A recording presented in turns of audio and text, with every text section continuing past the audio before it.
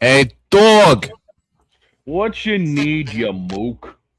What you need, you mooly? Ugh, I Where need the some heck you? miles. Where the heck you been, you mook? Oh, I've been dealing with a whole bunch of crap these days, you mooly. But you know what?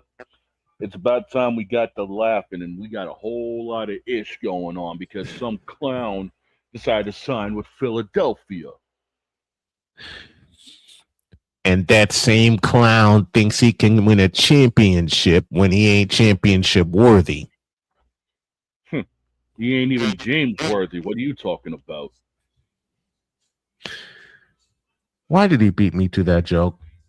Let's go. Let's I go. can't do it. We'll do it live. Do it live. I'll write it and we'll do it live. Mister, will you please wake up, wake up, wake up, wake up, wake up?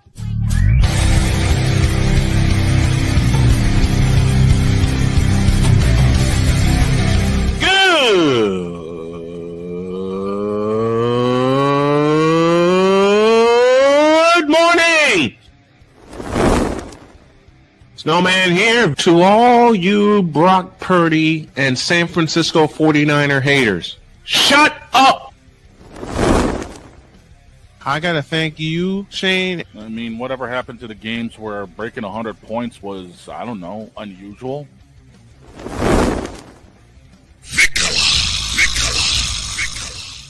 There was one word to sum up the All-Star weekend. Trays. Cause we take this job so serious. Splash Brothers, yes. Ray Allen, replace him with Steve Kerr. Reggie Miller, yeah.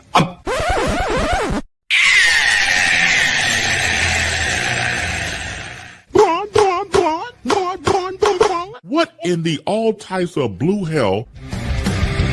Ain't nothing serious about them moving field.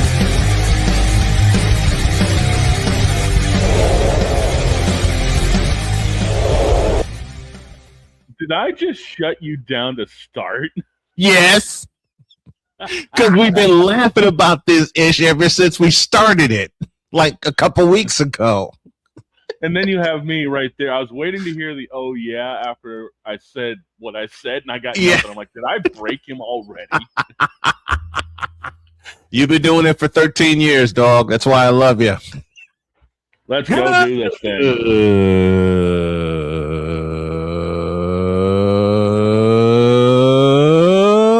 Good morning, and welcome to what is going to be truly a wacky Wednesday edition of Snowman in the Morning. Glad to have y'all with us.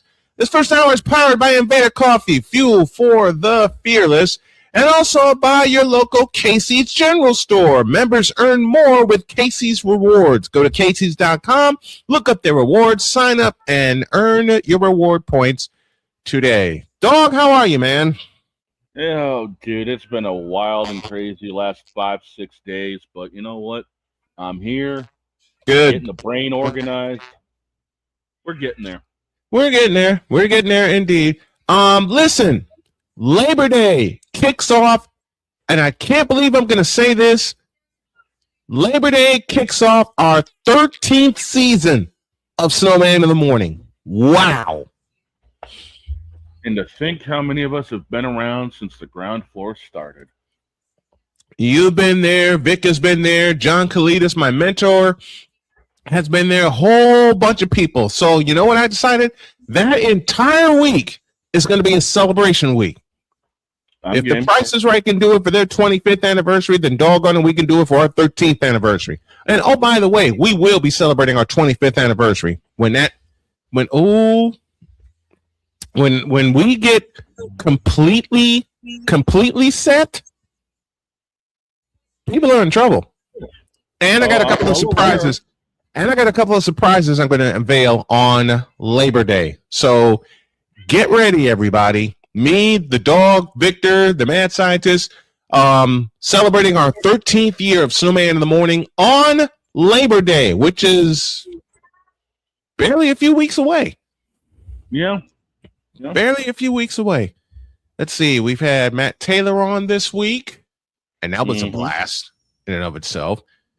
Tim Roy from the Golden State Warriors has been here. I surprised the fellas with Wayne Larrabee That was huge. And now he's been here twice. And I might be able to get him here before the season kicks off. I'm reaching out to a lot of play-by-play announcers, including one of my favorites, Mitch Holthus from the Kansas City Chiefs, Jeff Joniak from the Chicago Bears, Greg Papa from my beloved 49ers. It depends on and I've had someone ask me, how do you get these guys on the show? And what I've learned and what my wife has taught me depends on the schedule. Yep. It's all going to be schedule related. It is schedule related, but we have Matt Taylor locked in for the season. He'll be with us every Friday to talk Colts football, and it's good to have him back for his 4th year. And a little surprise for you, Mike Debate will be on his way back for our 13th season. Hey, let's go, Mikey D. You're very familiar with Mike. You're very familiar with Mike Debate, are you not? Yes, we are up here. Yep. Mike Debate, man that covers the New England Patriots for SI, our senior NFL insider. He'll be here throughout season 13, and Mike to Mike is going to be coming back. A whole bunch of stuff that we're going to have, and I may as well go ahead and make this announcement now. We got a full 3 hours. Okay. We got a full 3 hours, and to the surprise of the dog, there may be a 4th hour. I'm going to have to upgrade the seats in the truck. Oh, yeah. Well, once I get the black card back from Jen after she gets done buying all these new You're not getting that card back. Yeah, no crap, I know. I'll just have to use We're talking about my daughter from across the pond, man. Yeah, I'll just have to get the gold card. Yeah, because that black card ain't ever coming back. Get the platinum card, because that black card ain't coming back. Nah. You gave it to a young lady who I consider my daughter.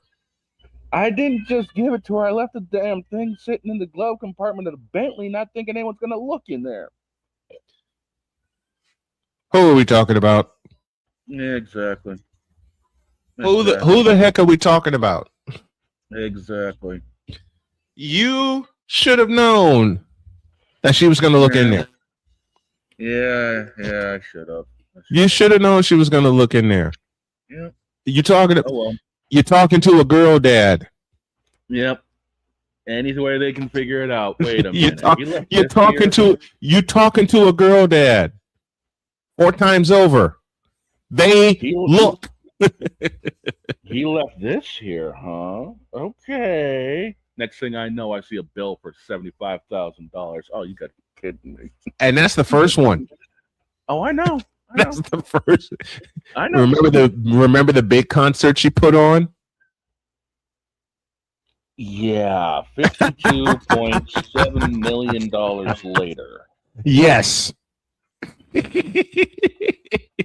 And she comes up to you going, hold this a minute. I turn into the cameraman.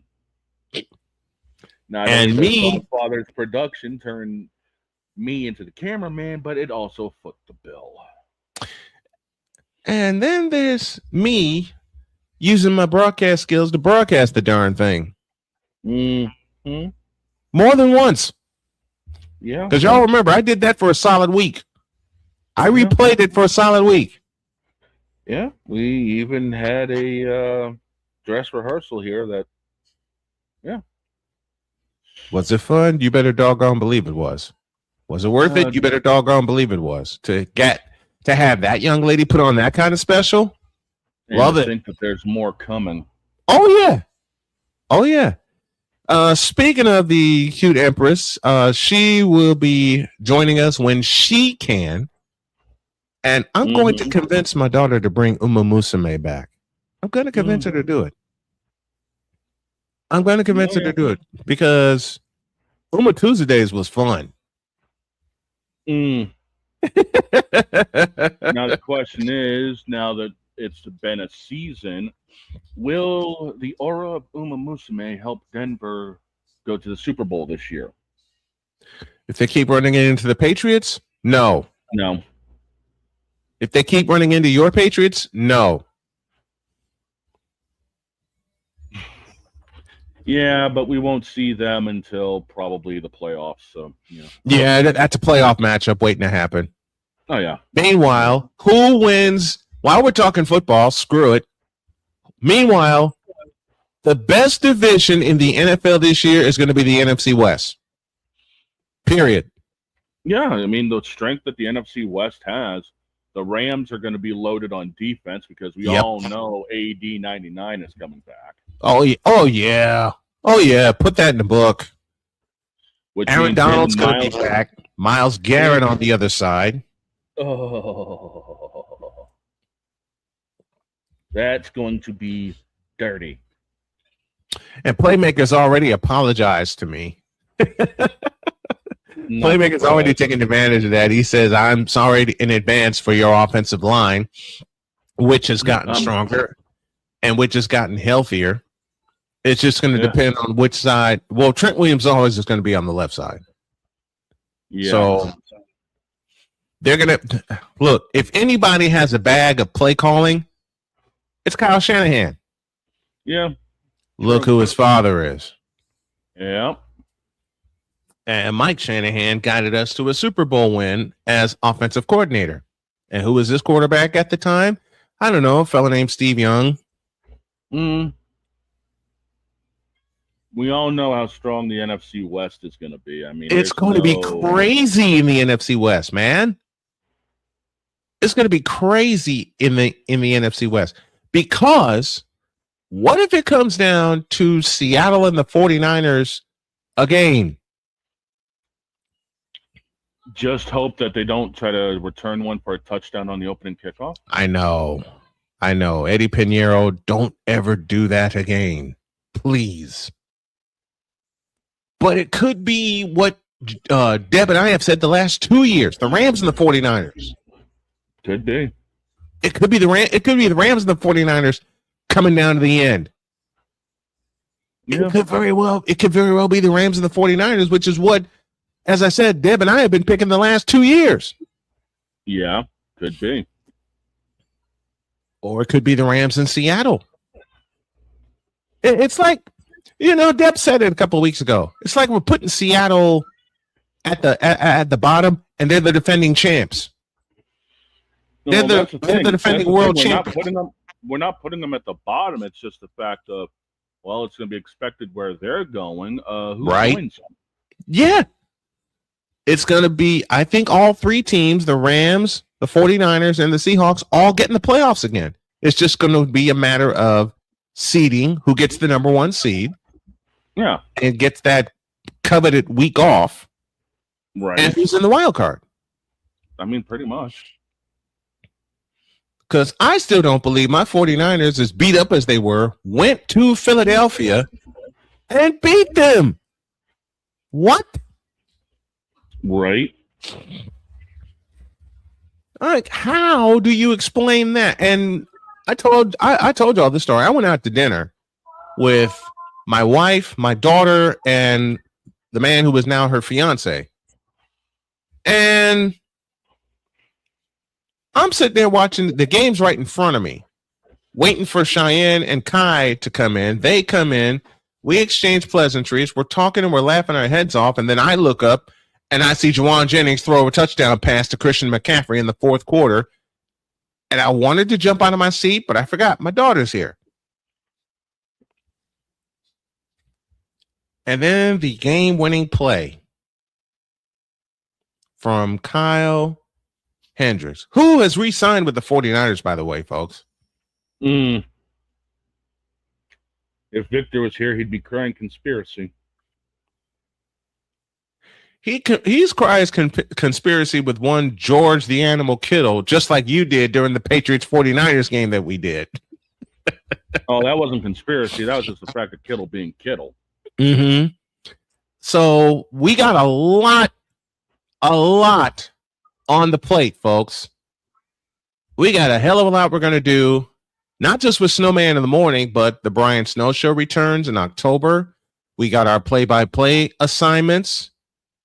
We're going to have instead of the sports machine, it's now going to turn into the sports carousel. I am going to bring coverage of the WNBA back, and I got something about that next segment. And of course, our main team is the Indiana Fever, who is on a roll, by the way. More on that next segment. What else we got today? We got the Cubdom experience, even though let me throw some love to the Cubs right now. I normally do not do this. But just to warm up to talk about what could happen later, look, the Cubs have walked off the White Sox not once, but twice in 2 nights. There was even a rain delay last night, and the Cubs said, we don't care. They're used to it. They did it in Game 7 of the World Series in Cleveland, of all places. This Chicago Cubs team is hot. They've won 74 games so far. They're on track to win at least 90. And they've walked us off twice. Meanwhile, the 4th youngest team in the majors in the White Sox are still holding a 4-game lead in the Central Division, in the American League Central Division. What? Who the hell told these 2 teams from my hometown to come out of nowhere? And listen, I pick on the Cubs all the time.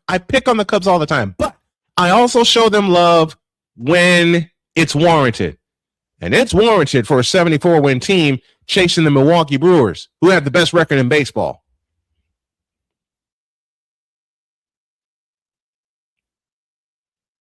I don't believe that either. Did you have the Cubs of all teams chasing a wild card spot on your bingo card? I sure as hell didn't. No. But I tell you what, they got in the playoffs last year. They're steaming toward the playoffs this year. I mean, here's the thing, though. At the end of the day, do you really want to be looking inside the NL playoff picture? Because look at Look at what Milwaukee just did. 22-0. That's a football score on Seattle. Yes, 22-0. They were up 13-0 after 8. They put up another 9 run in 2 innings. 22-0. Yeah. Gulp. Insert buzzsaw. I do not want to see Jake Mizorowski and Chad Patrick in a playoff series.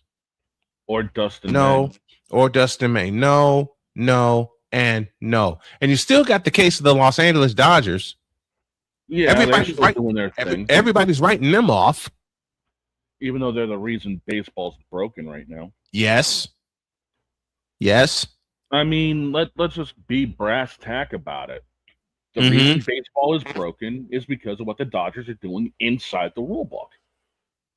And that's the thing. That's inside the rule book. Napoleon Dynamite is our first chatter of the morning. I didn't have the Cubs in the playoff picture, and I didn't have the Mariners getting shut out that hard against the Brewers on my bingo card. No. You know what? Here's the thing about that. And these are the 2 interesting stats. This helps Milwaukee get a 2.5-game lead on the best record in baseball. Yep. And it tied the biggest shutout ever recorded since 1900. That's how historic that performance was last night. Damn. Damn. I mean, you think about the fact that, as we said, Mizorowski, Dustin May, there's your 1-2 punch right there. And then the third ace is, as I said, is Chad Patrick. Yeah. A fellow who I've known since 2016 when he pitched at Hebron High School in Hebron, Indiana.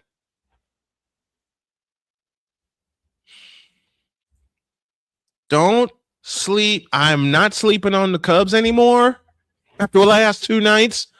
I am definitely not sleeping on either the Dodgers or Milwaukee. No, hell no. You can't.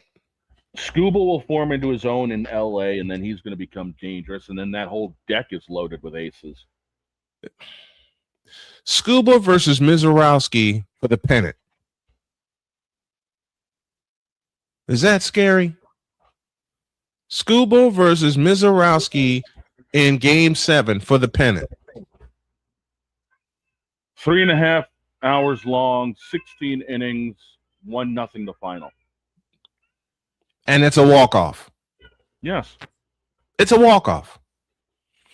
Meanwhile, you have an idea that I put out there, and people are now starting to believe me, which is a possible, now some things have got to happen, a possible Red Line World Series. Go. Yeah. I mean, the Cubs are doing their thing in the Central. That's going to be interesting to see how that plays out. Mm-hmm.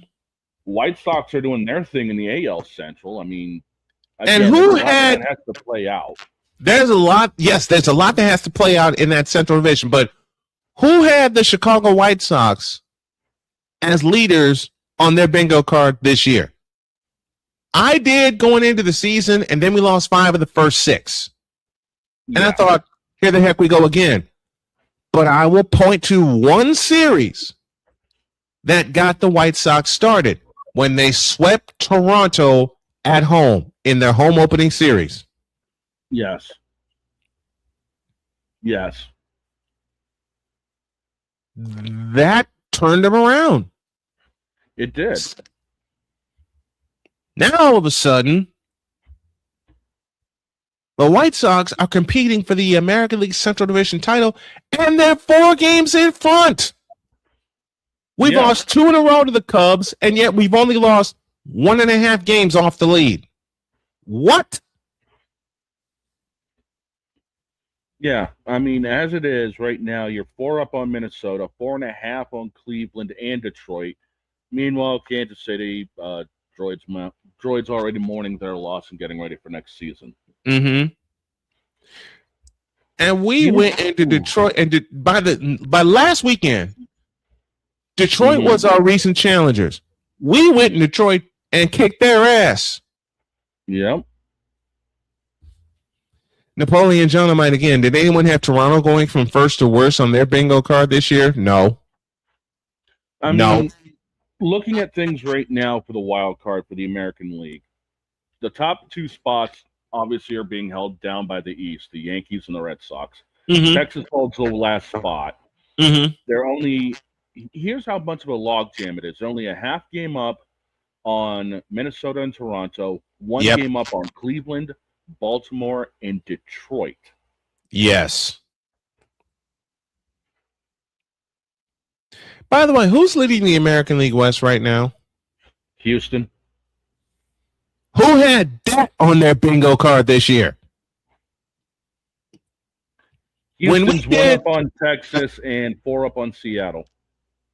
When we did our predictions at the top of the year, and I'm getting a cue from Jody, we're overdue for a break. I'll leave it here with this. When we did our predictions at the top of the year, I reluctantly picked Seattle to win the West, but I also had it going down to the last day against, guess who? Houston. Now Houston's 1 up on Texas and 3. Is it 3 on Seattle or 4? 4. 4 up on Seattle.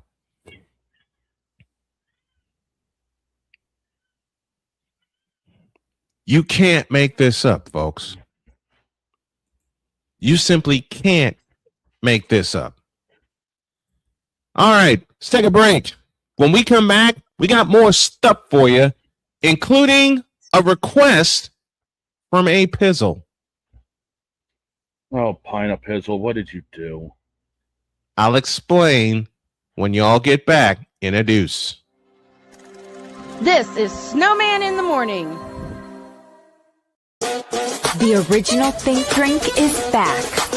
Level up with proven ingredients formulated to crush your competition. No gimmicks, no jitters, no messing around. Just high potency results that keep you moving day or night.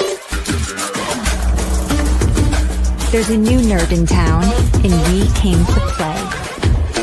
Nerd Focus. Smarter than energy. Here's an important message from the Diabetes Solution Center. Do you like pricking your fingers to test your blood sugar levels? No one does, but it's important to maintain your health. And now, by wearing a small remote device called a continuous glucose monitor, or CGM, you don't need to prick your fingers anymore. It's easy to use and helps you make more accurate diabetes treatment decisions. If you are testing your blood sugar 3 or more times daily, injecting insulin, or using an insulin pump, call the Diabetes Solution Center right now. And if you have Medicare or most major insurance coverage, you may be able to get a new CGM at little to no out-of-pocket cost. Shipping is free, and we'll even bill your insurance company for you. If you are testing your blood sugar 3 or more times daily, injecting insulin, or using an insulin pump, call the Diabetes Solution Center right now to learn how to end the painful finger sticks and get your own continuous glucose monitor, or CGM, at little to no out-of-pocket cost.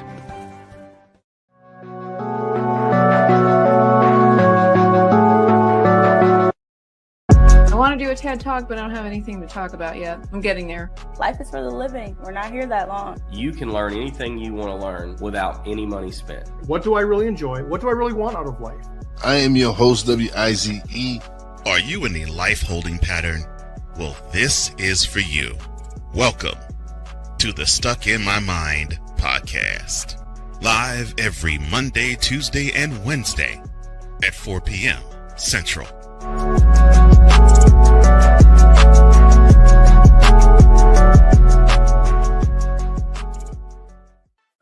Drew Willingham.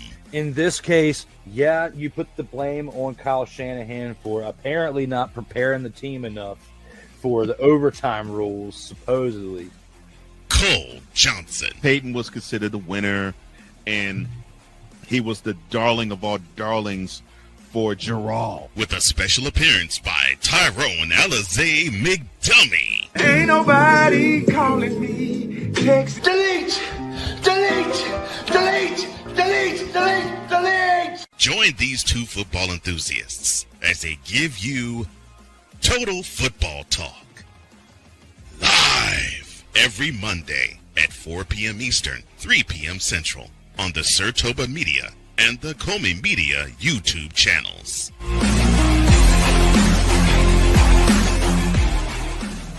Cause we take this job so serious. Put somebody in the middle of the field.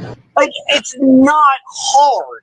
What in the all types of blue hell? This is Snowman in the Morning.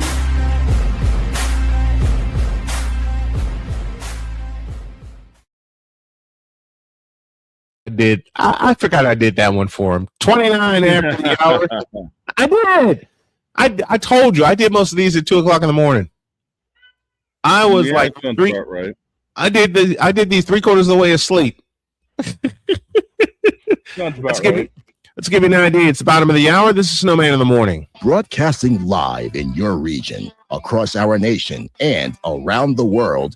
This is Snowman Multimedia. We need to see. And Father Ashanti need to go to hell. It's really, in the end, basically a skill issue. Perry back in the shotgun, takes the snap, throws to Jesus Christ. Shut up! Well, that game sucked. I'm on Alarm Island. Give me them cocks! Get out of my face, you thirsty bitches. Now get out of my face, you thirsty Now get out of my face, you thirsty bitches. Now get the hell out of my face, you thirsty bitches. How many times do I have to say it? I live in New England. It's already a sports hell.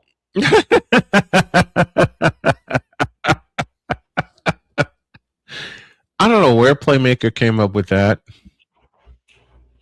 I don't know either. He came up with. I swear he did that out of nowhere. I don't know what prompted it. Yeah, you do, because you prompted it.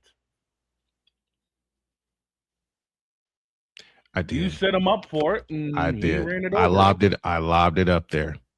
Yeah, you did. And he crammed it down. I did set that up. Still funny the way it happened, though. Yeah. Just come on, you're like, I quit. Oh, mercy. Mercy. 31 at, you know what? Oh, I have to do something real quick. We're going to take another break. I'll explain why in a moment. All right. Back in a minute. This is Snowman in the Morning. Here's an important message from the Diabetes Solution Center. Do you like pricking your fingers to test your blood sugar levels? No one does, but it's important to maintain your health. And now, by wearing a small remote device called a continuous glucose monitor, or CGM, you don't need to prick your fingers anymore. It's easy to use and helps you make more accurate diabetes treatment decisions. If you are testing your blood sugar 3 or more times daily, injecting insulin, or using an insulin pump, call the Diabetes Solution Center right now. And if you have Medicare or most major insurance coverage, you may be able to get a new CGM at little to no out-of-pocket cost. Shipping is free, and we'll even bill your insurance company for you. If you are testing your blood sugar 3 or more times daily, injecting insulin, or using an insulin pump, call the Diabetes Solution Center right now to learn how to end the painful finger sticks and get your own continuous glucose monitor, or CGM, at little to no out-of-pocket cost.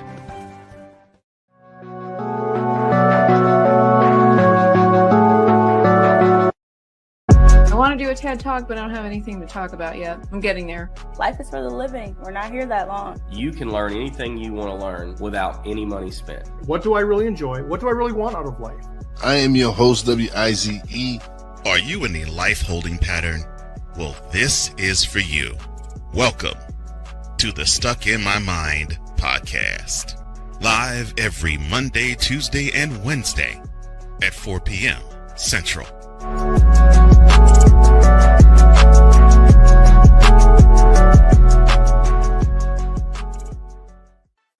Drew Willingham.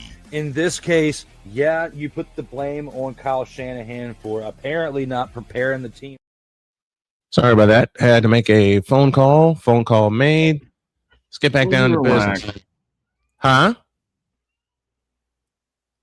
What did I do now? Slick Diggy is with us. Brought to you by Yuck Mouth Dental Insurance. Either keep it minty fresh or keep it shut. That's Yuck Mouth Dental Insurance. Slick Diggy, this is why we love you. Because you come up with ads like that. Well, I said that I would honor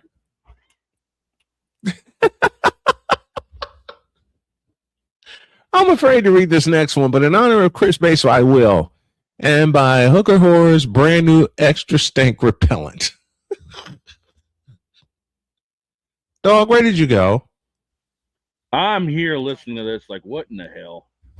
It's Sick Diggy. It's our friend from Norway. All right. Jeez. Aunt Pizzle made a request of me. And he said, if the White Sox win, can we have a Cubdom experience today? I said, yeah.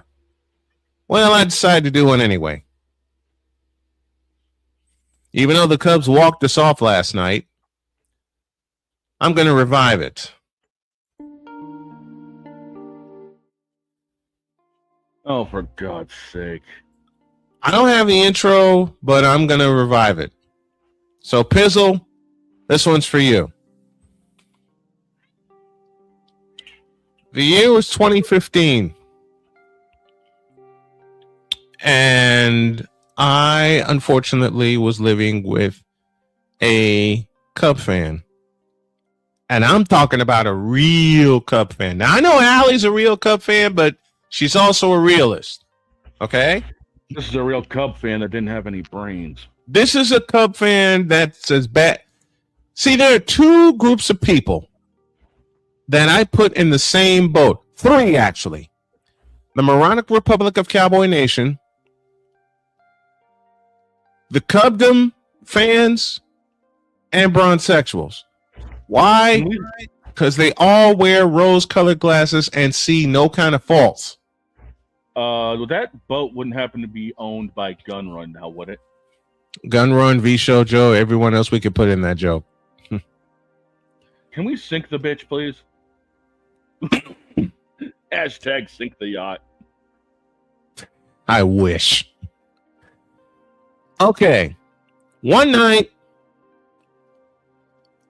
the Cub fan I was living with decided to go to the bar because the Cubs were somehow playing on Sunday Night Baseball.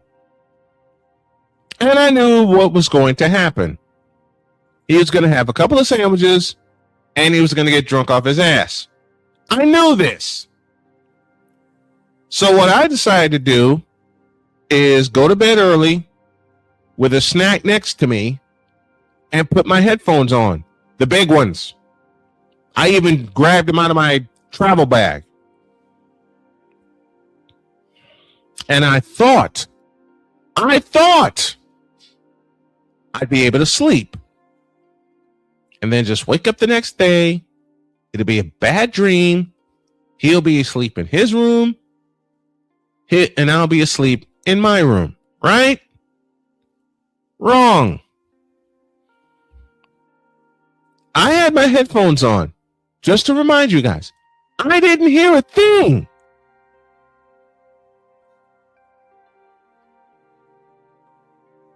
And then I turned over, and I ain't making this up. I turned over, and this son bitch is sitting in a chair, bright-eyed and bushy-tailed, at 7 o'clock in the morning, wanting to talk to me.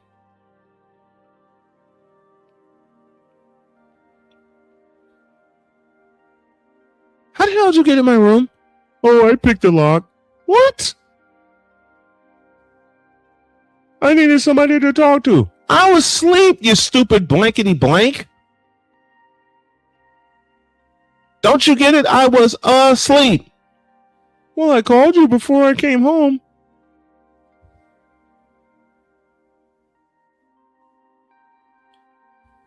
Let me try this again.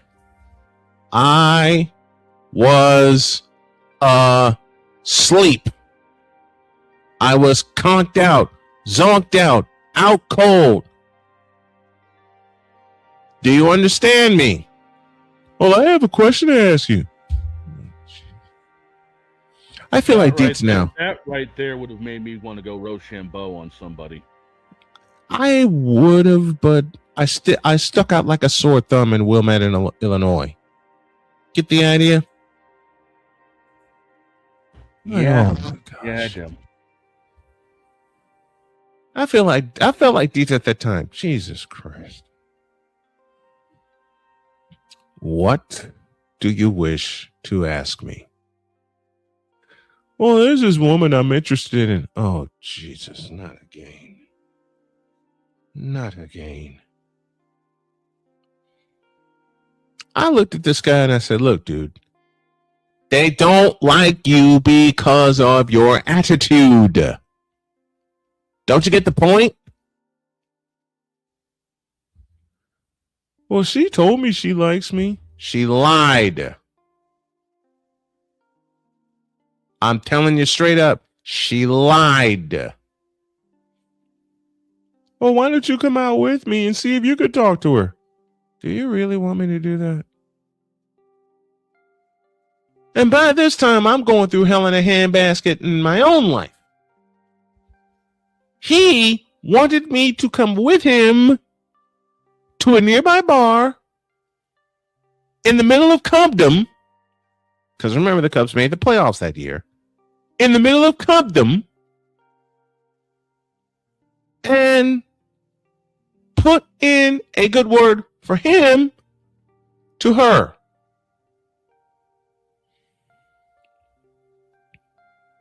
Y'all realize you know how this is going to end, right? Y'all realize you know how this is going to end, right? Let me set it up again. This Cub fan whom I was living with asked me to put in a good word for him to her. I shall not do it, sir. I shall not. I looked at this fool and I said, do you really want me to do that? And he says, please do this for me. Please do it for me, Brian. Please do it. Please. Give me this button. Give me this button. Because in my mind, I went, oh, so all right, fine, I'll do it. So we went to the place. She was there watching the Cubs game. I believe they were playing Arizona at the time. She was sitting there. He pointed her out. And I'm thinking, no, you don't want me to go over there. I'm thinking, you don't want me to go over there. You really, really don't. Because as it turns out, gulp, I knew who he was talking to. Gulp. Rip. You better stop praying now. I said, okay, I will do my best. I went over there and I sat down. I introduced myself. And she said, do me a favor. Yes, my dear. Keep me away from him.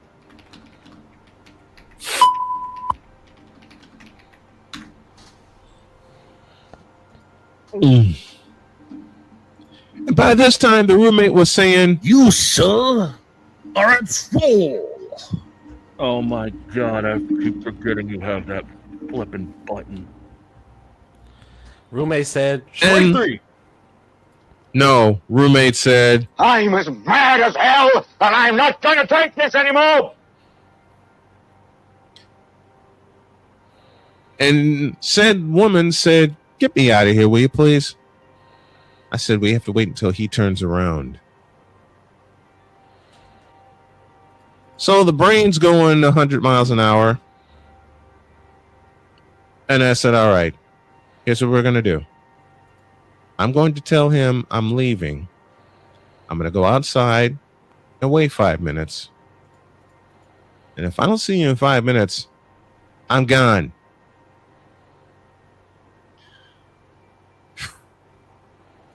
It only took 2.5 minutes. I was about to say it probably took less than 5. I didn't want to tell him what happened the next day because he was screaming at the top of his lungs. Now that's some bulls. You gotta do it right. Well, that's about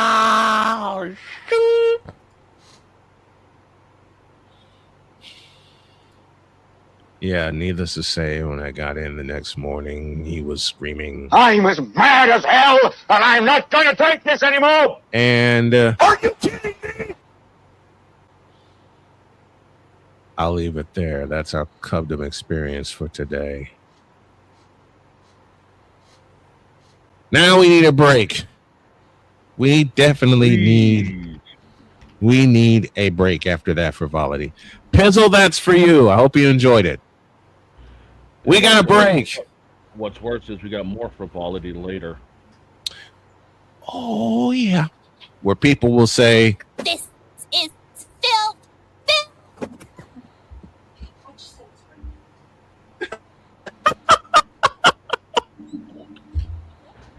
y'all know who just walked by, right? Jody strikes again. And she always back in the deuce. This is Snowman in the Morning. The original Think Drink is back. Level up with proven ingredients formulated to crush your competition. No gimmicks, no jitters, no messing around. Just high potency results that keep you moving day or night. There's a new nerd in town, and we came to play.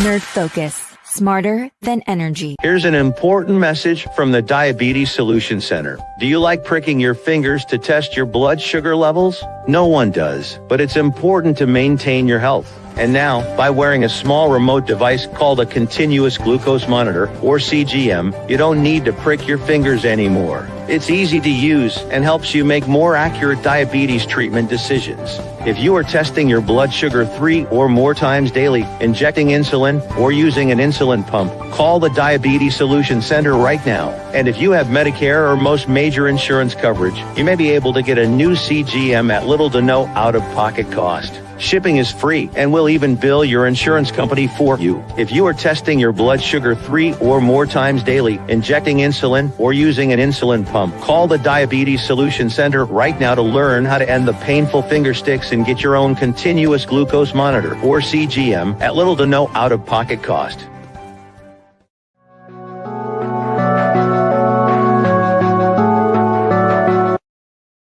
I want to do a TED Talk, but I don't have anything to talk about yet. I'm getting there. Life is for the living. We're not here that long. You can learn anything you want to learn without any money spent. What do I really enjoy? What do I really want out of life?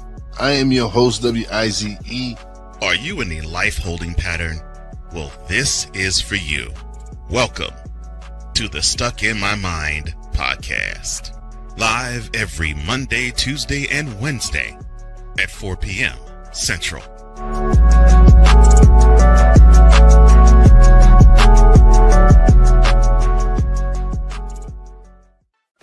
Drew Willingham.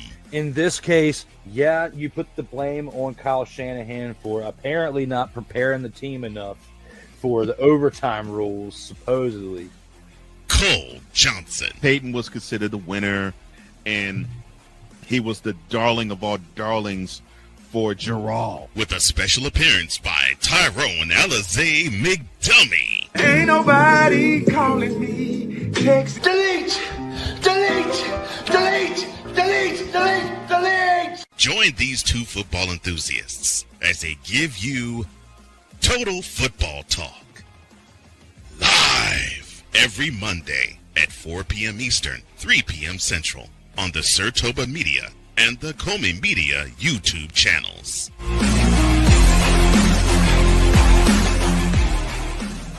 Cause we take this job so serious. I'm sorry, your what are these things called? Spices? Spices, thank you. My brain went bleh. What in the all types of blue hell? This is Snowman in the Morning.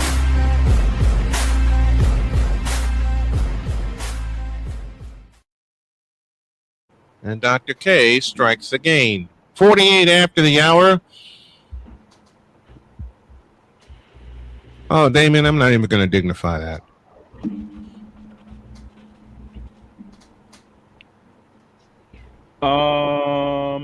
I will. Go for it. Since that seems to be right in my ballpark. Go for it. Motorsports is vastly different than when it comes to stick and ball sports. Yep. When it comes to equality of women in being able to perform. Mm-hmm.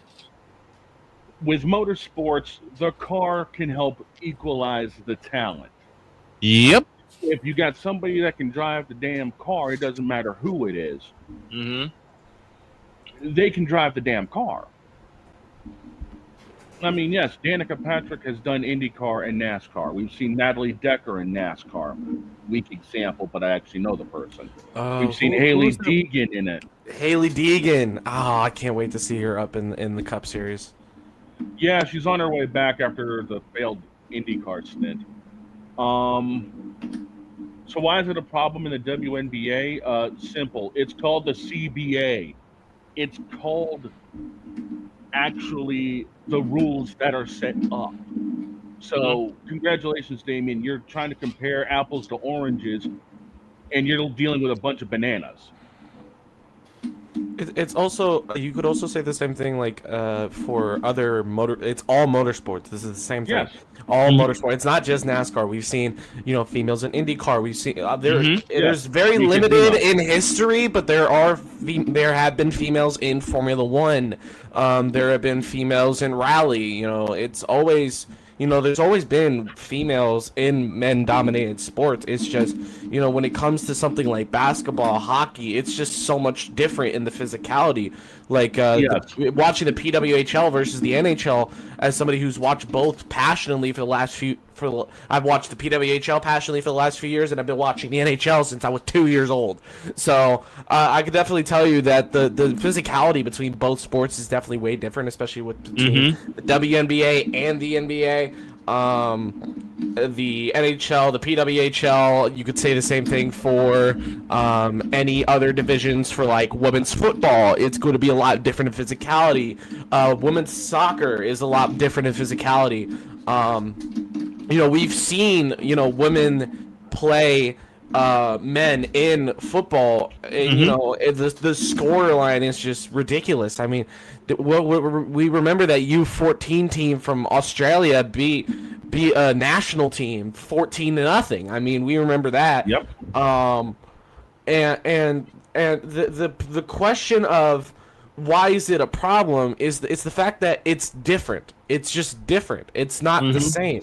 This is why you've seen in the Olympics where they changed their transgender rules because of this problem of, the physicality changing, and they don't want the physicality to change too much because you have a transgender player coming in, doing all this and that. I'm not going to speak way too much on that, just so I know, because I know my place. I know that I'm not an expert in transgender athletes, but I'll definitely say it's just so different. It is. The competition is so different. The competition is very, very different. As a fellow who has covered. Whoa. Hold the phone a second here. Damien just really went stupid. You have men and women playing in the Celebrity All-Star game. There's no problem with that. All-Star game. I'll put it into that. Give me this camera. Pause. Give me All-Star game. You answered your own question. Give me this camera. Damien, All-Star game. Okay? You just answered, as Droid just said as KZR just said a moment ago, you just answered your own question. Celebrity All-Star game. Do you really think they're giving Can I get the camera in that game? No. Can I get the camera, Brian? Damien, let me explain it to you like this. So, in a Celebrity All-Star game, the only thing you're trying to win is money. And do you know what celebrities already have? Money. So you're basically making them play for something they already have, so they're not going to play as tough. While these other leagues, you're playing for a championship. You're playing for glory. You're not playing for $1 million, $2 million, $3 million. You're playing for glory. There's a big difference between money and glory. In some competitions, like European competitions for football, it's money and glory. You get both. Yes. But when you're talking about a Celebrity All-Star game, there's no glory. It's just money. So they're not going to play as hard. We've seen it before. They don't play as hard. They're not taking it seriously. Even NBA players don't take the All-Star game seriously. And they haven't for a long time. So you think some celebrities are going to take the All-Star game seriously? And the money is usually donated. Exactly like Sick Diggy says. It's usually donated to the winners to the winner's choice. The Celebrity All-Star game is nothing more than a gimmick. That's all it is a gimmick. You get the big names to come out to draw attention to, hey, look, if you like what's going on here, we got other stuff going on. We got a dunk contest. We got a three-point contest. We got home run derby. We got yada, yada, yada. Which is why I think the NHL did it perfectly. Because they had instead of a PWHL Celebrity All-Star game, they had a PWHL showcase event at the All-Star game. Yes, they did. That was perfect. It's nothing more than a damn gimmick. Sports Break Media says, back when I was in high school, the girls basketball team beat the boys by 10 points, and the girls won back-to-back state championships. I've seen that too. I've seen that too. When I covered Marquette Catholic up in Michigan City, the girls played the boys in what was a charity game. Stupid. Yeah. I mean, and you know what? And you know what they had? They had. Give me this camera. They had so much. They had so much fun, they mixed them up. They played together against each other, you fool. They had so much. And you talk about you're talking about a pair of teams in Marquette Catholic that have both won state titles, boys and girls. I was there when the boys won it all, and in a way, I was there when the girls won it all. It's called fun. It's called exhibition. It's called saying, "What the hell? Let's play together." Washburn University does it a lot. Like here in Topeka, Washburn University plays like exhibition games between their men's and women's team all the time. Yes. And honestly, and I've been to one of those exhibition games, and honestly, nobody's taking it serious. Everyone's just having fun. Like I watched one of the centers shoot a half court shot in the middle of the game. And this dude is like 6'10". Like yes, yeah. I mean, if somehow the NBA ever got a hold of me and asked me to play in a Celebrity All-Star game, first off, I'd be treating that bitch like it'd be Rutgers Park. Okay, I'd be clowning people. Why? Because it's fun. I would put Kevin Hart on his ass on a crossover if he tried to guard me. Oh, Kevin Hart, man. And then I just take it straight to the rim on whoever that big dude is that keeps coming in year after year. I'd take it straight to the rim on him and see what he would do.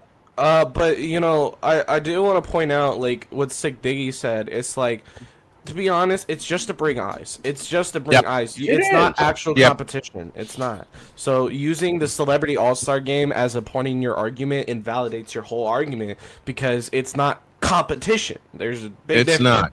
It's dog, what'd you say before? It's a gimmick. It is. It really is. The Celebrity All-Star games are gimmicks. So to Mr. Caleb Hernandez, I have 2 words for you. You fool! And the thing is, like, I know that he's just I hope I'm not gonna say I know. I hope he's just kind of poking fun with us. I hope he is too. I hope he is too. If he is genuinely serious about what he's saying, bro, dude, you're losing credibility as you speak with that. Like day after day, day after day after day. I know like it's just you know what, I'm just gonna say I know it's rage bait, but you know it's the fact that it's just so genuinely stupid. It's not even rage bait. It's just stupid. Mm-hmm. I mean, that's like me saying Cam Newton is the best quarterback of all time. I could tell you're full of crap, and that's from his time here in New England. You know what? That not only is that rage bait, that's laughter bait. Because we all know what the truth. Because we all know what the truth. What the truth is. The point is, it's a gimmick. Wrestling each other. You can't deny. Damon's at it again. Damon's at it again. Okay, explain women and men wrestling each other in a match. Damien, didn't they do that in the WWE? Didn't we just explain? And AEW. It was entertaining. Okay, it's entertainment. It's entertainment, and it's a gimmick. Yes. I've seen it for years. The WWE is just entertainment. AEW entertainment. Yeah. Shane, you know what? I'm taking my hands off this. Shane, go ahead. Okay, when it comes down to intergender wrestling, and yes, it has happened in the past. It has happened recently. I've seen it happen in the future. Yep. It's a gimmick. There's a lot of trust between the competitors, not to kill each other one way or the other. It is a gimmick to sell a storyline, plain and simple. That's it, and that's all. It's a gimmick to sell a storyline. It's a gimmick for them to have fun. I mean, the biggest example I can think of when it comes down to that was the time in Lucha Underground when Penta and Chelsea Green went at it. And those two put on a 20-minute thriller. Yeah, but I do want to bring this to light. It's like it made me realize over the years that at this point, the All-Star Game is not to show off your biggest stars. It's just for the guys to have fun. Stop taking the season seriously for once, because you know they usually get so gassed from taking every little bit of the season so seriously. The moment they get to an All-Star Game, it's just fun. I mean, do you see Jokic smiling at the All-Star game? Mhm. Bro, when is the last time you seen Jokic smile during an NBA game? Tell me. The time when he won the finals. He barely even gave us a smirk for that, Brian. That's the thing. So he's just having fun. He's just having fun. He doesn't care. The All-Star game is 2K with the sliders cranked up. Okay, let's be honest. But you're not wrong. That's all it is. I mean, all the offensive sliders are turned up, the defensive sliders are turned down, and people are just out there clowning. Mm-hmm. Although Steph Curry is just all the sliders turned up anyway, no matter what part of the season it is. Just remember, Steph where's Curry his range? Yes. Steph Curry has his sliders turned all the way up. Michael Jordan has his sliders turned all the way up, and it's just not fair. Look, Damien, Steph versus Sabrina. That tell you something? We're going to a break. Nick, you are right also about those other references, Tessa and Callahan and TNA. Yeah, that was deep. Mm-hmm. That was a good story. And KZR seems to be dropping his camera yet again. Let's take a break. When y'all get back, there's a memo that's going out to the WNBA, and I'm going to be the one to read the darn thing. Second hour, Snowman in the morning. Email, fire Kathy Engelbert.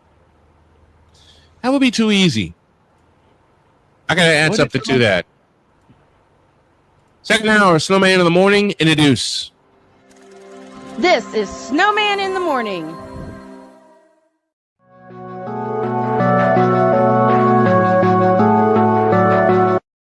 I want to do a TED Talk, but I don't have anything to talk about yet. I'm getting there. Life is for the living. We're not here that long. You can learn anything you want to learn without any money spent. What do I really enjoy? What do I really want out of life? I am your host, WIZE. Are you in a life holding pattern? Well, this is for you. Welcome to the Stuck in My Mind podcast. Live every Monday, Tuesday, and Wednesday at 4 p.m. Central.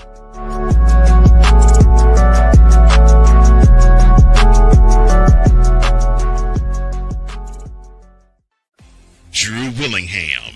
In this case, yeah, you put the blame on Kyle Shanahan for apparently not preparing the team enough for the overtime rules, supposedly. Cole Johnson. Peyton was considered the winner, and he was the darling of all darlings for Gerald. With a special appearance by Tyrone Alizé McDummy. Ain't nobody calling me. Text delete, delete, delete, delete, delete, delete. Join these two football enthusiasts as they give you total football talk. Live every Monday at 4 p.m. Eastern, 3 p.m. Central on the Sertoba Media and the Comey Media YouTube channels.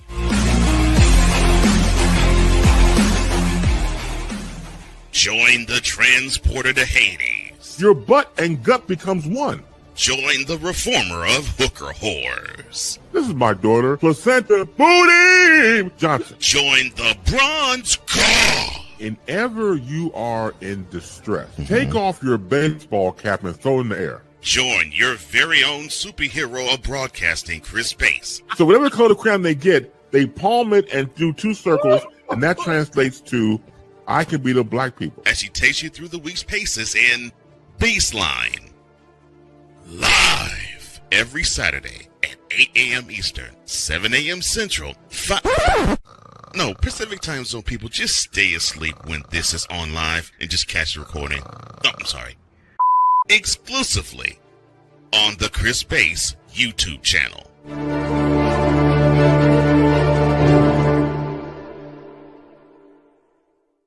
Here's an important message from the Diabetes Solution Center. Do you like pricking your fingers to test your blood sugar levels? No one does, but it's important to maintain your health.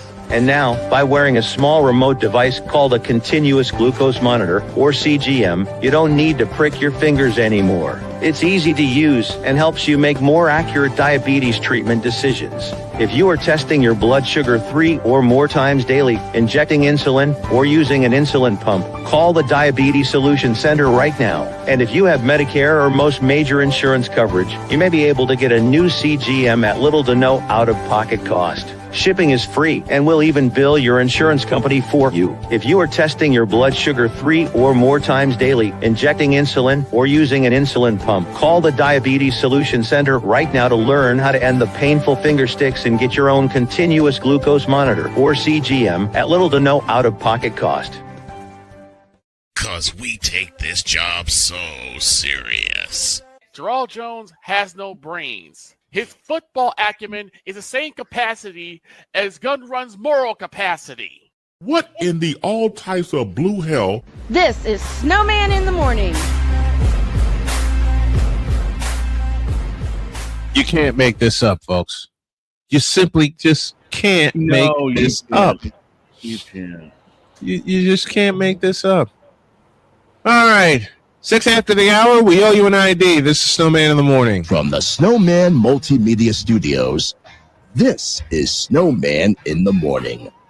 Broadcasting live across the country and streaming worldwide. Heard on our incredible family of affiliate stations, from the South to the Midwest to the Carolinas and beyond. If you're listening on one of our partner stations, we see you, we appreciate you, and we're just getting started. Where the hottest of hot takes meet the coldest of cold hard facts. For fans, by fans, all heart, all action. This is Snowman Multimedia.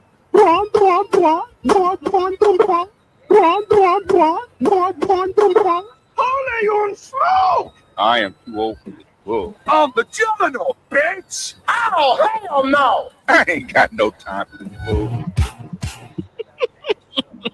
There's a lot of things we ain't got time for when it comes to that. YSL Head fans joined us, the Stuck in My Mind podcast. If you guys haven't had a chance to check out the Stuck in My Mind podcast, please do. This man is a star. He's a superstar, and he's just getting started. He says, good morning, gentlemen. Good morning to you. We love you, Wise, for checking in with us. Morning to you, Wise, and by the way, F New York. I'm going to find those public address public address. Jesus. Public service announcements. That's what I'm looking for. Thank you. My brain went dead. No, get it right. Your brain went bleh. Yes. In the mortal words of my beautiful wife, my brain went bleh. 2 o'clock today. We'll have the rubber game. We'll have the deciding game. Gee. Never mind. English.exe has currently failed. Hey, Napoleon, we got 2 more games to shut me up. But while I got the win streak against your A's, oh, I'm going to be singing. Oh, I'm going to be praying. Don't do that. Don't do that. Oh, dear God. We don't need to open up the church. No. I'm going to start doing my praise dance. No. No. We do not need to see a praise dance from you. At least not yet. What you mean? Don't get me started. Bronsexual monkey. Oh, jeez. 11:09, 9 after the hour. Out of everything I have heard Shayna say, monkey is a new one. Good to see you too, Wise. You know what? Stuck in my mind, I agree with you. Boston. You know what? I'm going to find that PSA right now. Don't ask me why. Don't ask me what for. I'm just going to find the darn thing. At least I hope to. And nope, it's not here. Doggone it. It's not here. Rats.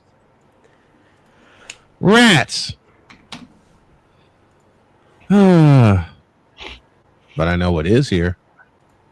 That one, that one, that one. You know what, Sick? I don't even know if Wise would want me on his show the way he and I would be going. What the f is that? You know what? That's totally Wise. And he did that one live. I tell you the story about that one. We introduced Cole introduced this element live on the air.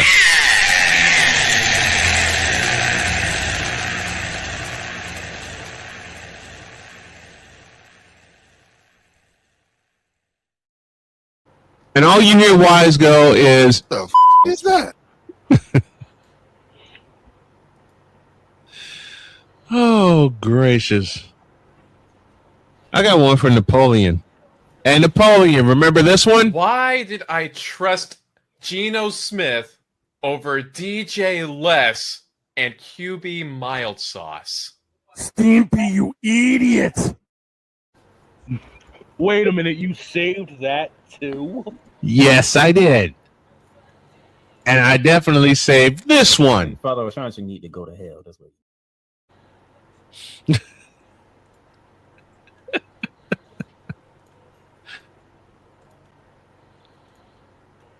As a matter of fact, you know what I'm going to bring back? What? For the 13th season? Quit yawning. You're making me do it now. You know what I'm going to bring back for the... I'll have to wait for it to load up. But we're definitely keeping this. I'm on Alarm Island. Give me them cocks! Why? Because it's funny. But here's the original after Cole introduced that element. The f is that? Yeah, that's what a lot of people are saying right about now to that. Mm-hmm. Then there's Pizzle. Oh, Now get out my face, you thirsty bitches. I told you to quit that. I have no caffeine. Why do you have no... Well, I don't have any caffeine either. Am I the only one currently drinking caffeine? I haven't had caffeine for 5 full days. Bruh. I'm working on day number 6 without caffeine, so I'm trying to kill the habit. But I'm also bringing this back.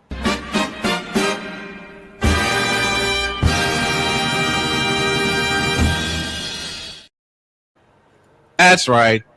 Each week we will have a...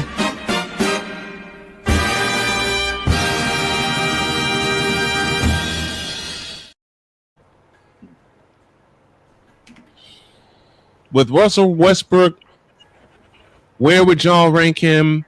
And would y'all say he's a Hall of Famer? No and no. You know what? Jordan, this is a guy I grew up on.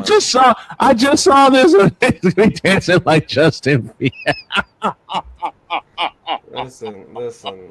I just saw that one. I will answer your question, Damien. Where would I rank him? I would say he's probably top 50. Nope. No, he is. I'm not listening to you, Brian. I don't care. You did not grow up on him like me. You know how you grew up on Pippen and Jordan. I grew up on Westbrook and Harden. Okay, so don't even Why? talk to me. Because that's when I was born. I know. What type of question is that? One to get you laughing. That's what I know. He just asked me why I was born when I was born. I don't know. My parents didn't decide to conceive me in the 90s. I think that's why. But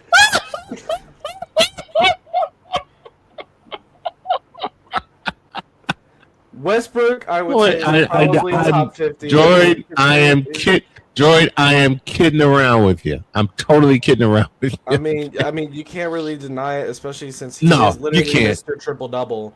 Yeah, you can't deny what Westbrook considering he has a couple records broken. He's got to be Hall of Fame at that point. Would you say first ballot? I'd say he is. I'd say he's a first ballot. I'd say he's first. I'd say he's first ballot. Around, and I hate to say it, Harden kinda.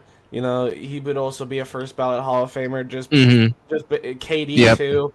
I mean, all the guys that I grew up watching, like Bron, they would all be Bron, KD, Westbrook, Derrick Rose. I mean, Harden. I kid around. Folks, I kid around with. Well, I tease Westbrook and Westbrook fans all the time, but yes, he is indeed a Hall of Famer. He literally rewrote the record for triple doubles. He snatched that distinction. The thing I would hear is, why were you born at the time you were born? I had a brain fart, okay? That's a foul. You know what? I'm gonna clip that as me picking on myself, and I'm gonna use it. I'm gonna use that one. I'm going to clip that one. But Damian, KZR is correct. Top 50. Yeah. I would definitely say top 50 because he is indeed Mr. Triple Double.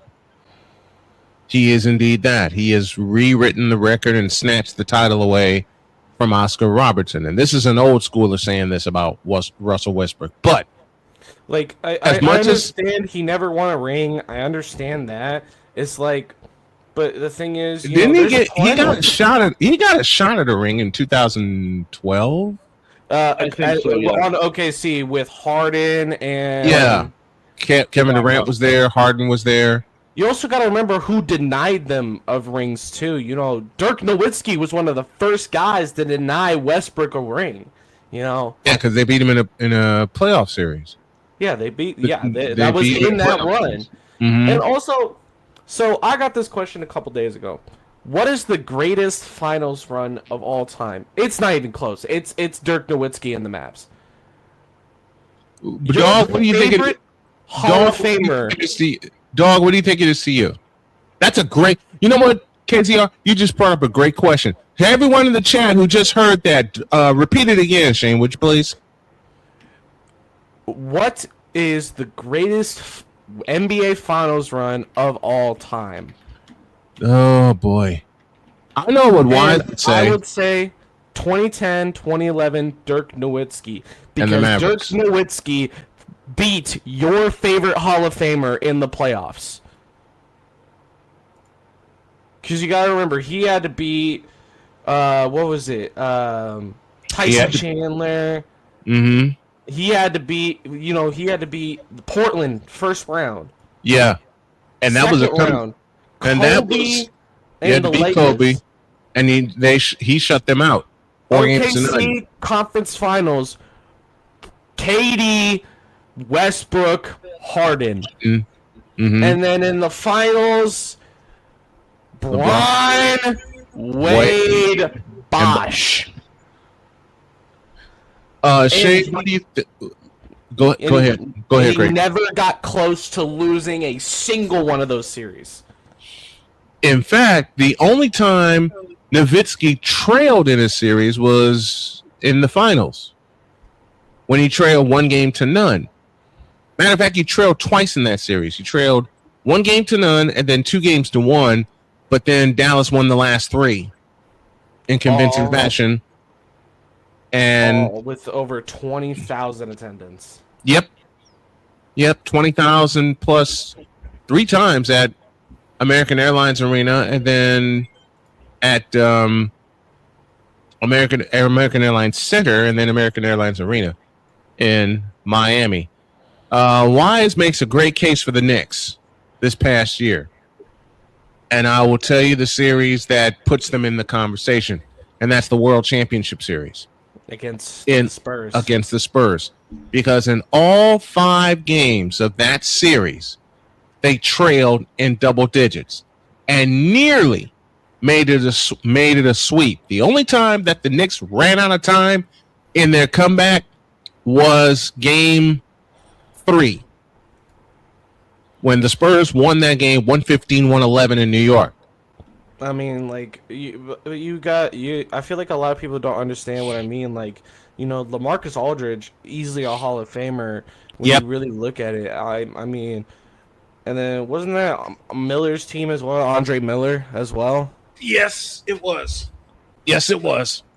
Andre Miller, the man who got crossed over so bad by Derrick Rose, both his ankles got broken twice.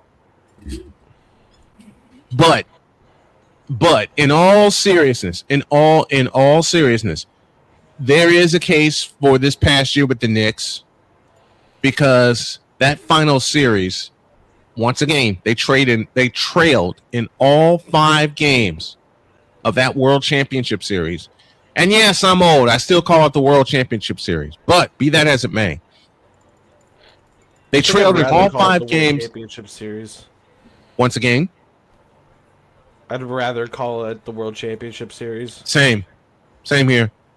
And the Knicks trailed by double digits in all 5 games, won 4 of them. They won 3 games on the road. 3! And in all 3 games in San Antonio, they trailed by double digits. At one point in those 3 games, they trailed by double digits. For me, I got too many of them. Best playoff run, the first best playoff run I saw was the Philadelphia 76ers in 1983, when they went 12-1, and the only game they lost was to Milwaukee in the Eastern Conference Finals, and they lost Game 4, I think. They lost 1 of 2 in Milwaukee, and then they came home Game 5, and the Spectrum took care of business, and then they swept the Lakers. That was Moses Malone's team and Dr. J's team. The next one, and Shane and Dog, you're gonna like this one. 84. Yeah, I was gonna say, and the reason I put 84 in that conversation, it was the most watched playoff series in NBA history. The most watched World Championship Series in NBA history.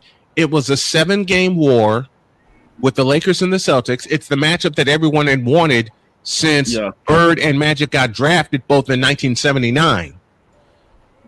They wanted to see that. We needed to see. Matter of fact, give me this play. We need to see it. They were all begging. We need to see it with the Lakers, with the Lakers and Celtics.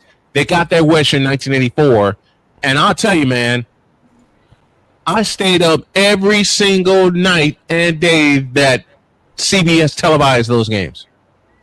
My family was glued to the television set because you wanted to see Bird and Magic you go at it. You wanted to see the blue-collar work of Larry Bird from French Lick, Indiana, and you wanted to see the glitz and glamour of Showtime go at it with Michigan State's own Magic Johnson.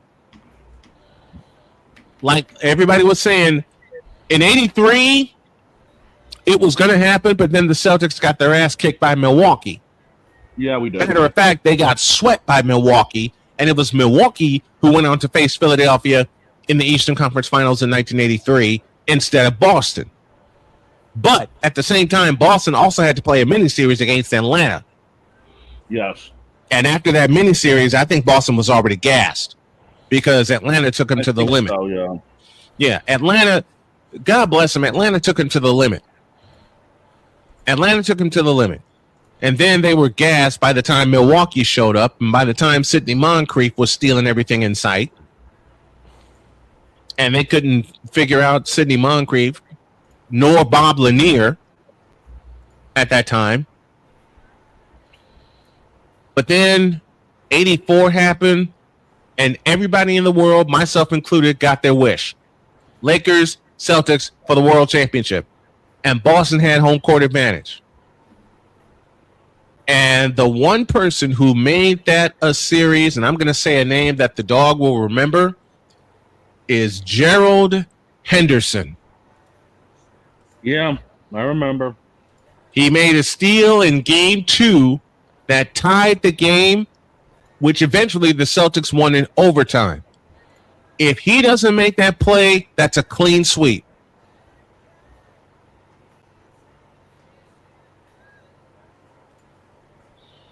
Another great playoff run. 85. Lakers, 85 with the Celtics Lakers. 85. Yeah, Celtics 85. I'm going to go there. I'm going best team ever assembled with the run they had. 85, 86? Yep. Yep, 86.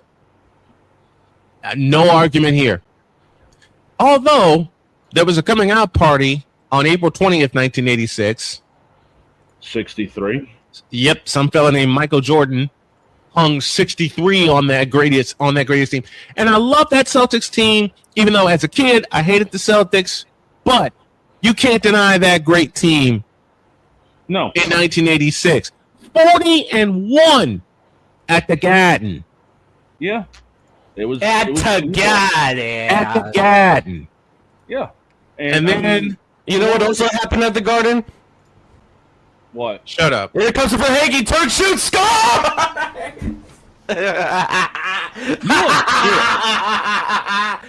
Modem.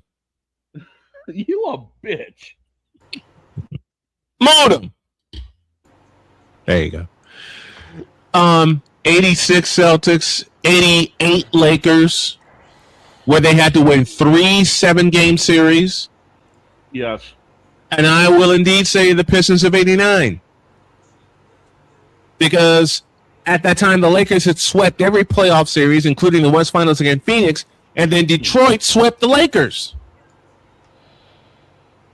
And then 1991. The Bulls' first championship. They swept the Knicks. They beat the Sixers in 5. And then we kicked the Detroit Pistons' asses. But I do want to preface this that this is the show of very opinionated nature. We do have our own opinions, but we also do provide the coldest cold hard facts. This is an opinion question. This is an opinion-based question. Yes. Damon said 98 Bulls because it was MJ's last time as a Bull. You know what? I could put that in the conversation because MJ had to rescue the Bulls twice. Once against Indiana and once against Utah. Game 6. I can put that in the conversation. We can put any of those 3 in there. We can. Runs in there. The 72 win team. 3. Yeah. The 72 win team that ran over everybody. The 97 team where Steve Kerr rode to the rescue in Game 6. Yep. Flu game. The flu game. You know, that flu game, I was working at Valley Fair at the time in Minnesota. Mostly everybody, was asleep for Game 5 because we had all put in a full day. Turn the lights off at 8 o'clock, go back to the dorm, relax. And everybody said, you know what? I'm going to bed. I'm one of the only ones up watching the Bulls play Utah. I let out a scream after MJ hit that 3 to give him the lead for good. And one at a time, all my friends came out of the room and went, "The f*** is that?" You know what? I have our question of the day. It took me a while to think of it, but I have it. Oh, no. It involves music. God help us. Okay. It involves music. Oh, music? The f*** is that? No, I'm kidding. What album made you fall in love with your favorite genre of music? I got too many of them. Can't answer it. Same. I got too many. There's I have no such way thing too as too many. There's always that one album. That one album you can always look at and be like, that's why I fell in love. Not for me. Too many. Too many. Because my parents loved music growing up. When I was growing up, my parents loved music. I got too many. From too many genres.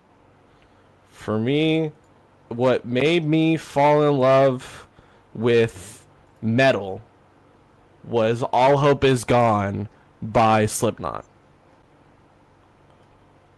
All right, I'll do one from every genre.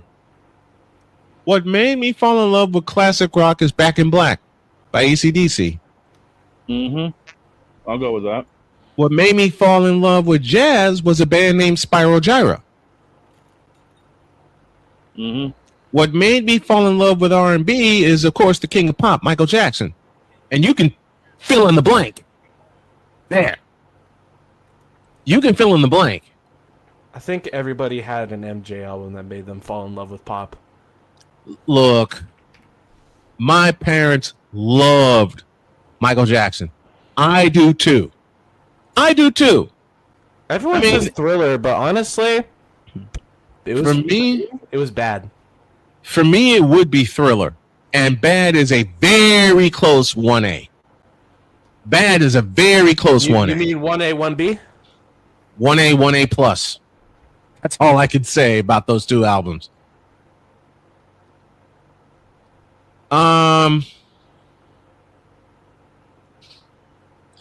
You know what?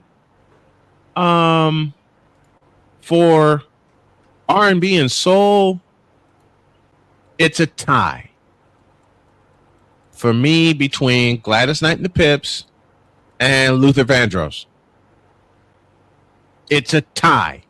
Just like it is with my favorite Michael Jackson album.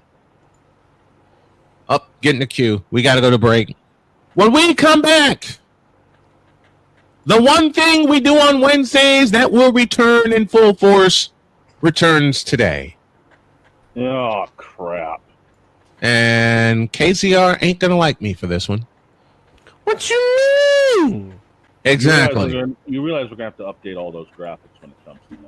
Oh, I know. Wait, it's Wednesday. No. Wait. This is Snowman in the Morning.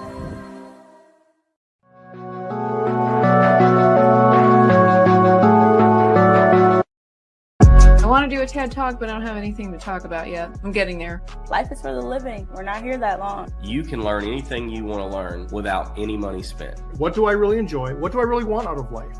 I am your host, WIZE. Are you in a life holding pattern? Well, this is for you. Welcome to the Stuck in My Mind podcast. Live every Monday, Tuesday, and Wednesday at 4 p.m. Central.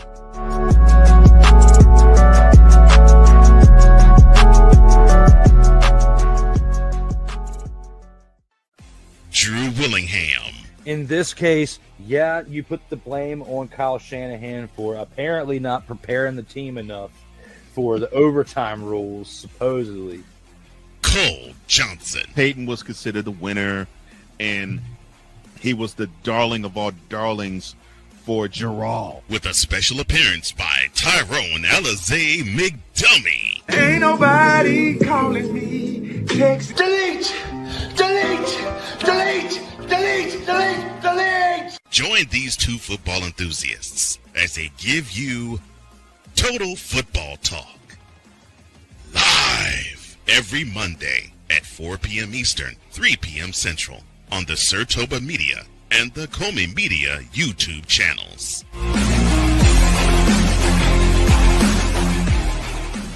Join the transporter to Hades. Your butt and gut becomes one. Join the reformer of hooker whores. This is my daughter, Placenta Booty Johnson. Join the Bronsexual. Whenever you are in distress, take off your baseball cap and throw it in the air. Join your very own superhero of broadcasting, Chris Bass. So whatever color crayon they get, they palm it and do two circles, and that translates to I can be the black people. As she takes you through the week's paces in Baseline. Live every Saturday at 8 a.m. Eastern, 7 a.m. Central, Pacific Time Zone people, just stay asleep when this is on live and just catch the recording. Oh, I'm sorry. Exclusively on the Chris Base YouTube channel.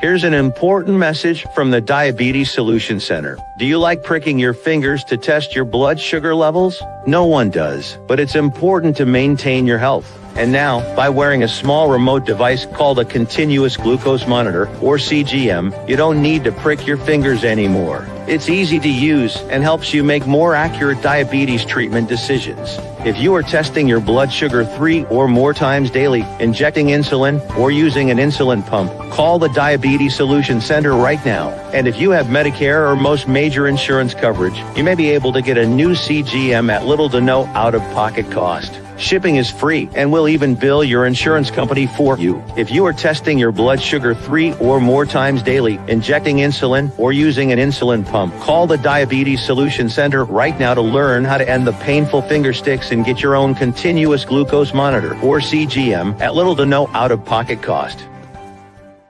'Cause we take this job so serious. Gerald Jones has no brains. His football acumen is the same capacity as Gun Run's moral capacity. What in the all types of blue hell? This is Snowman in the Morning.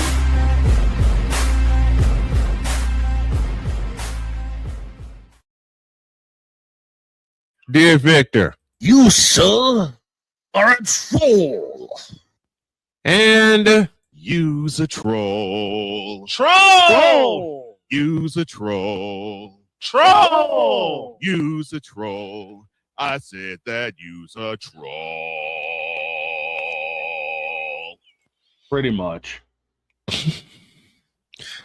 one more thing to do before we get the hell out of here for this Wednesday. And there might be a baseball game on today. Might be in the operative void because my wife kind of gave me something to do. And I haven't done it yet. So I got to do it today. We'll see what happens. I have to. Yeah, you have to. Don't put me in this. Man, don't be lumping us in this bull crap. What he said. Modem. Unfortunately, we're about to get lumped into this bull crap. Modem. We're talking about broad.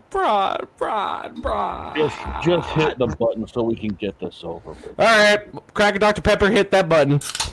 This moment of Bronsexual stupidity is brought to you by Hooked on Bronix. When you start talking like an idiotic Bronsexual, Hooked on Bronix can set you right. Call 1-800-YOKAY. Real LJPM, now approve all this. For about a city fifth. Anyways. Somehow. You Victor for that one. But this has been yet another Beating a Dead Horse presentation. Next thing you know, we're gonna have Snowman's Glue Company, where all the dead horses go after they've been beat. Don't tempt me. Hit the button, please. In a world where partial greatness is celebrated and total greatness is shunned, there stands to be a figure on the lips of those who love him and those who hate him. The inane comparisons to Michael Jordan and Kobe Bryant continue and has existed since 2003. There is no end in sight, for the battle between those who unconditionally love and unconditionally hate him wages on. These are their stories. Welcome to the Bronsexual Confessions.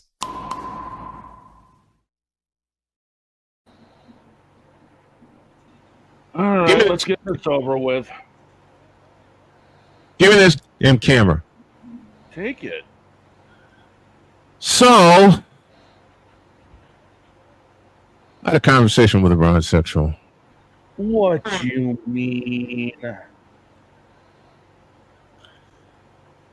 Once again, set it up. Do what now? So, I had a conversation with a Bronsexual. What you mean? This idiot, and this occurred in person, unfortunately. Well, that's regretful. I know, very much so. This idiot looked me in the eyes and said, quote, LeBron has all the records, therefore he is the greatest. Close quote. I looked at him in the eyes and I said, say that again? And he proudly did. He said, quote, LeBron has all the major records. Therefore, he is the greatest player of all time. Close dumbass quote. All the major records. I looked him in the eyes. And I said 2 words. That's a lie. That's 3. And he said, prove it. I said, okay. There's one record Michael has that Bron doesn't. What's that? Most points in a playoff game. Oh, yes, Bron does. No, he doesn't. No, you don't. No, he doesn't. Because the record for points in a playoff game is 63. Bron doesn't even have a 50-point game in the finals. Or in the playoffs, you idiot. So, as Chris Dietz says best, What are we doing? Acting like a fool. records that Michael has that Bron will never have. Scoring average. 3,000-point seasons. Michael has 3 of them. Okay.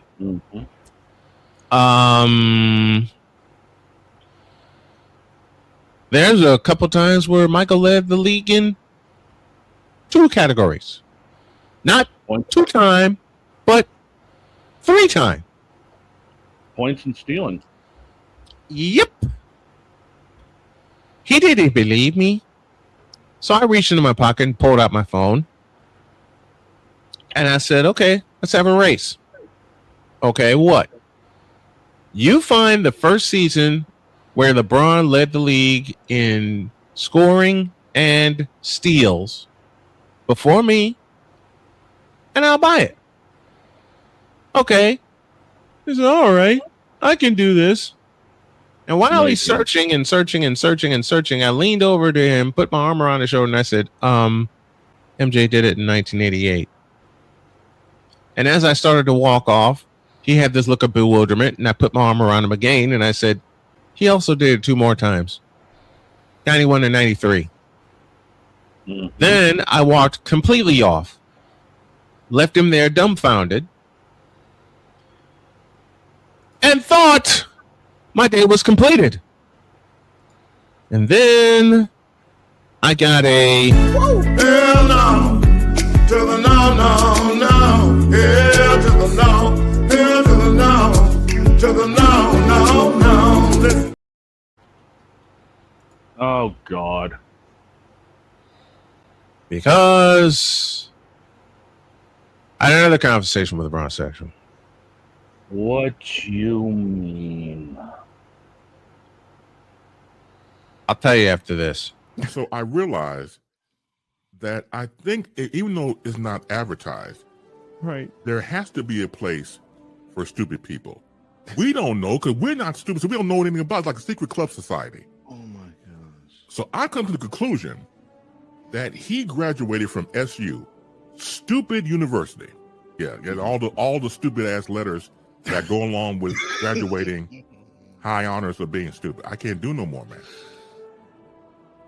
Vámonos, dominos, vámonos. Stupid university. where everyone graduates. Magna cum stupid.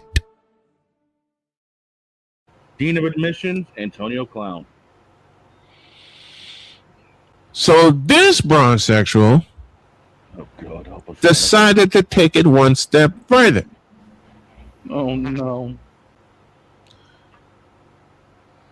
This idiot. Let me start again. This idiot said unto me, quote, well, before I open the quote, one of the oldest arguments in the book, and we've all heard it, that MJ played against nothing but plumbers and milkmen and the like. Close quote. Idiot. That was the 40s and 50s. We can shut up about that claim now. So, before I nearly, let me borrow from Batman 1995. Before I nearly ball up a fist, reach way back and asserted myself. You got the reference. Good. Yes, sir. Before I nearly balled up a fist, reached way back and asserted myself. I said to this man, how do you f that up? How do you f that up? Okay. Explain.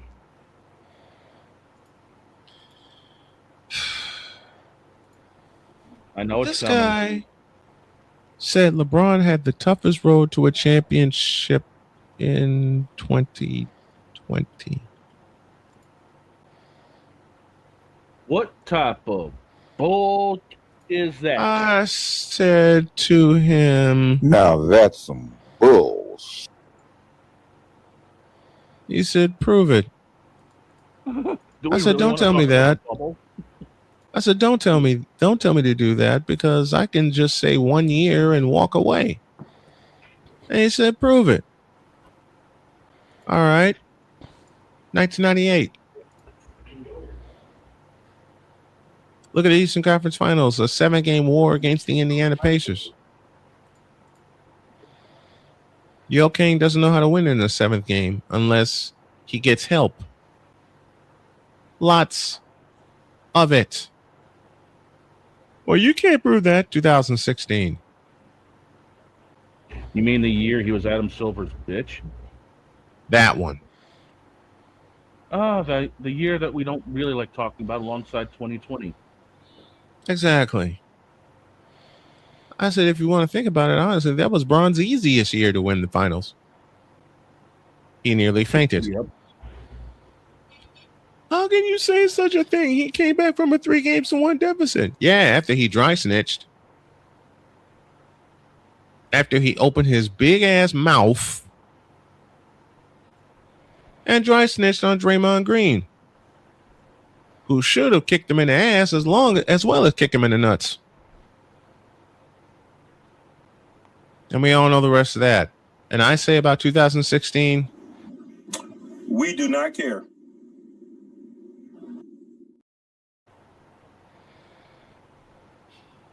but after 2017 happened, I did this.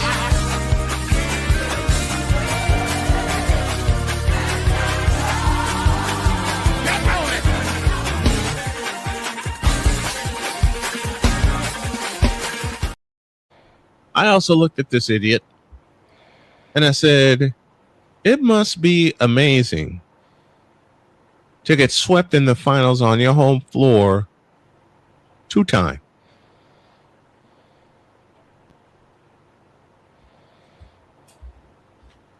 Like, wait a fish face at me. And he said, you can't prove that. 2007, 2018. LeBron got kicked in the ass twice at home to finish off a sweep. Look it up. He looked it up and he walked away. So the next time some Bronsexual says to you, I can prove that Braun is the greatest of all time, you say, oh, yeah, well, I got the facts to back up that whoever player you want to put in place of him is the greatest and it's all time and is better than LeBron James, and we got the facts to prove it. Then shoot the and walk away.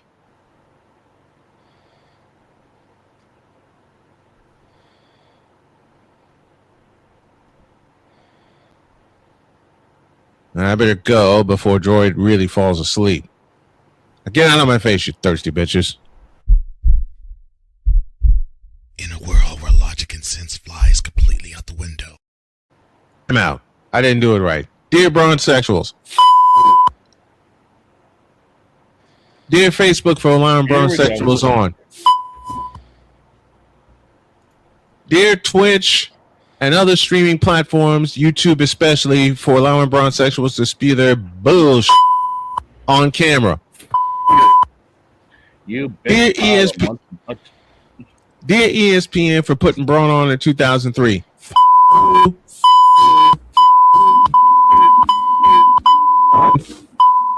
You. Now I really better go before Droid falls asleep. Now get out of my face, you thirsty bitches. In a world where logic and sense flies completely out the window, while purple and yellow glasses are donned, rises a figure who encourages ridiculous, undying loyalty. Good Lord, I'm about to throw up. This has been yet another installment of the Bronsexual Confessions. Oh, the frivolity. Coming up tomorrow, Droid tells Justin Fields, Dear Justin Fields.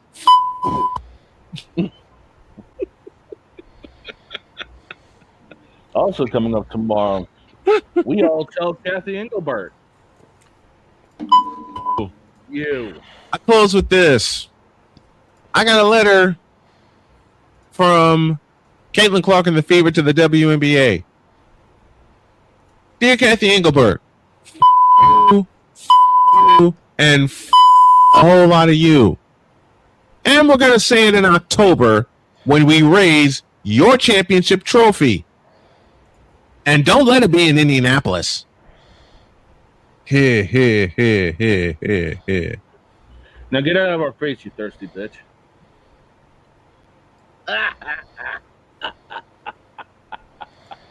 No, you said it wrong. Get the hell out of our face, you thirsty bitch. Have a great day. God bless. Remember to make your next move your best move. Always remember, if your dreams don't scare you, they're simply not big enough. Dream big, do bigger. We are. We hope y'all are too. So long, everybody.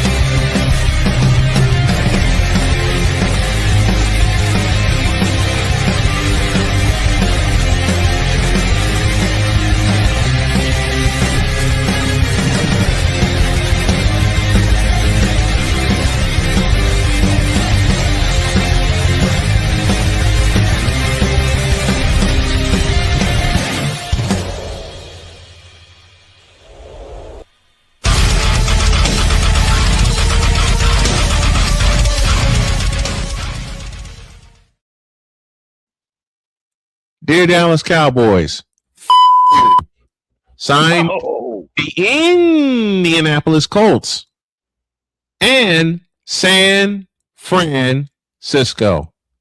Oh, God. Out. F New York.